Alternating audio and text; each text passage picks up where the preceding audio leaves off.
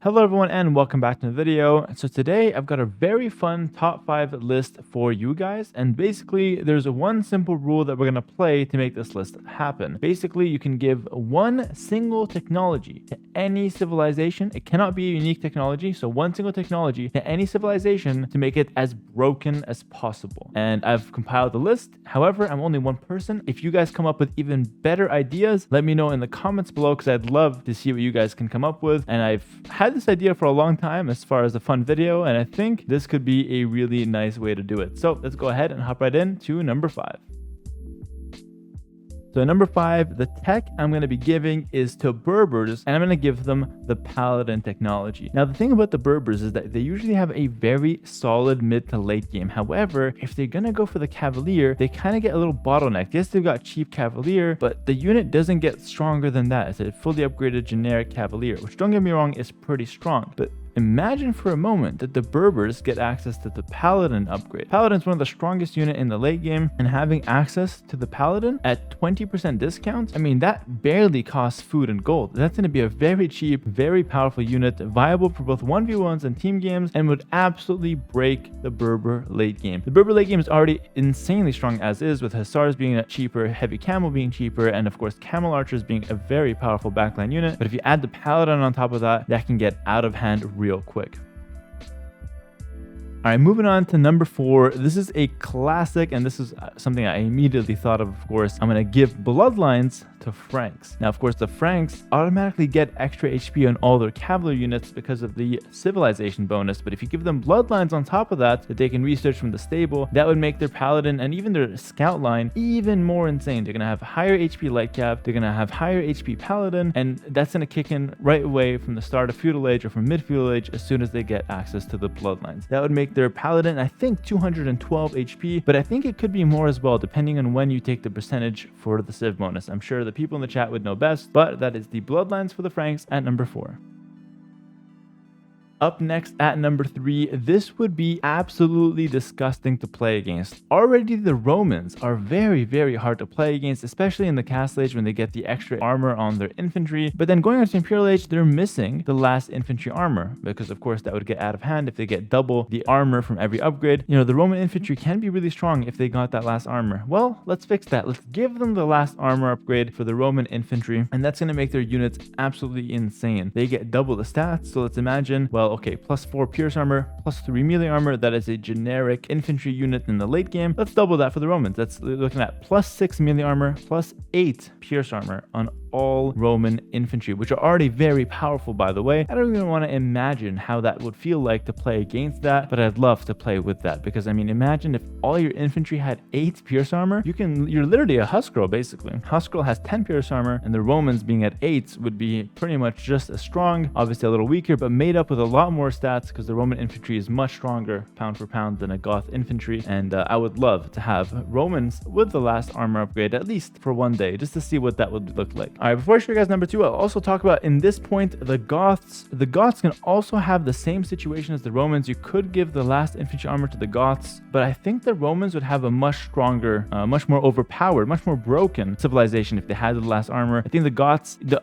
extra armor wouldn't help the Huskarl that much, and it would help the champion and the Halb a lot, true, but I just felt like it'd be more broken on the Romans. So, you know, it's interchangeable. Romans or Goths, both would be very overpowered if they had the last armor upgrade in late game, but I gave it to the Romans having the slight edge.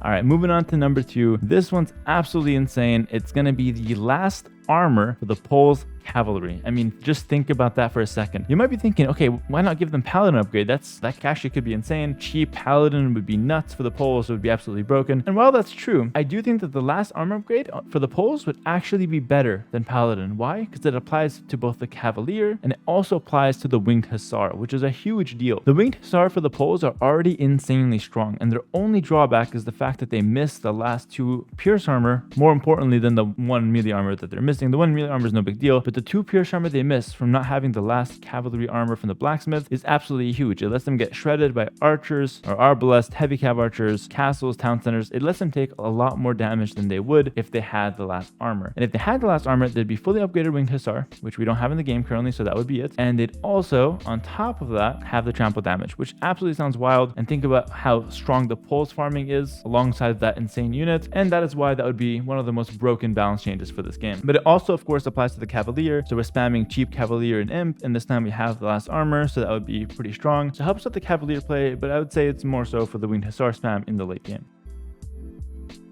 Alright, before I show you guys number 1, which I think is pretty obvious, but I'm not 100% sure, I'm going to go ahead and talk about an honorable mention real quick, and that is Bracer to the Cumans. This wasn't that good to put on the top 5 list, but I think it's next up for me from what I thought of. I think Bracer for Cumans would be really strong because you get the 2TC in Castle Age, 2TC in Feudal Age, which usually lets you get to like a castle drop in early Castle Age to defend yourself if you're still getting pushed, and then you can go for like a fast imp with a second castle drop this time forward while you're defending it with a few kipchucks. The only issue with the strategy is the fact that you don't get Bracer. So your fast imp with the humans is not as strong as you'd expect it to be. So you just get chemistry, you get the armor and your kipchucks, and that's it. But imagine if you had Bracer and we can pick up Bracer when going for a fast Imperial Age with a very strong Feudal Age boom. There's not a lot of civs that can stop kipchucks as is if you're in Imperial Age with trebs and castles. And imagine if you add on Bracer. It would be one of the best units in late game. It would actually be very, very strong. And yeah, I think the humans would definitely be a powerhouse late game civ if they've got Bracer for their kipchucks. And of course, it helps with their castles and everything else. Bracer is just one of the best upgrades in the game, period.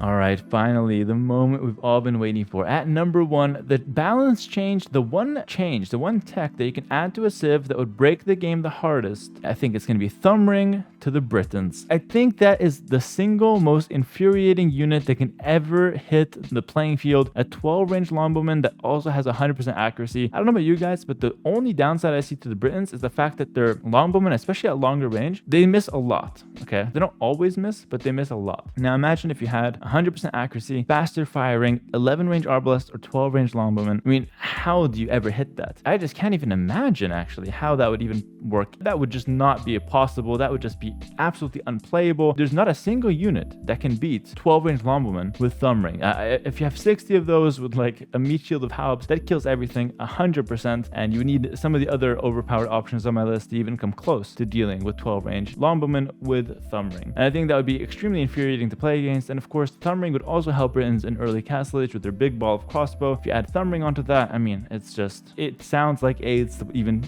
attempt to attack that army.